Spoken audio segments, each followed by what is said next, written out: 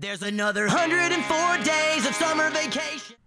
Спомени. Знаете как има 104 дни лятна ваканция, нали? И в оригинала училището беше това, което и приключваше. През 2015 не училището сложи край, а Disney Channel. Тогава си казахме, че това е краят на Phineas и Ferb. Обаче, почти 10 години по-късно, те са обратно. Да, вярно е. Phineas и Ferb се завръщат и то с нов сезон, нови епизоди и нови приключения. Но нека ви разкажа малко по-обстойно, защо точно сега.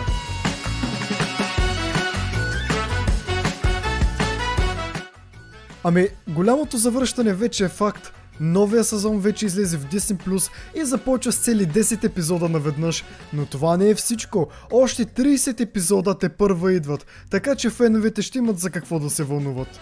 И знаете ли кое е най-забавното? Самите създатели Дан Повенмайер и Джеф Марш първоначално дори не знаели, че става дума за нов сезон. Те си мислили, че ги викат за още един филм, както беше Отвъд второто измерение или Кенди срещу Вселената, а изненадата дошла, когато им казали: ние мислим, че никога не е трябвало да спираме този сериал. И оттам идва сделката. Не за филм, не за късометражки, а за цели 2 нови сезона. Нека не забравяме и фактите. Phineas и Ferb от 2007 до 2015 се превърна в най-успешният анимационен сериал на Disney Television Animations за деца от 6 до 14 години. Спечели 5 награди Еми, имаше турнета на живо, книги, комикси, играчки и дори атракция в увеселителния парк на Disney.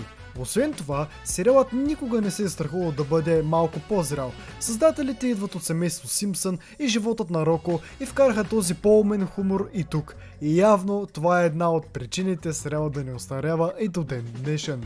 И ето ни сега, почти 10 години по-късно, Phineas и Ferb се завръщат, за да ни дадат още песни, още изобретения, още дуели между Пери и Дуфеншмърц и най-вече още лято, което изглежда безкрайно. В момента Phineas и Ferb може да се гледа по Disney+, но честно казано сигурен съм, че много скоро ще го видим и по българските телевизии с нашия дублаж, както едно време.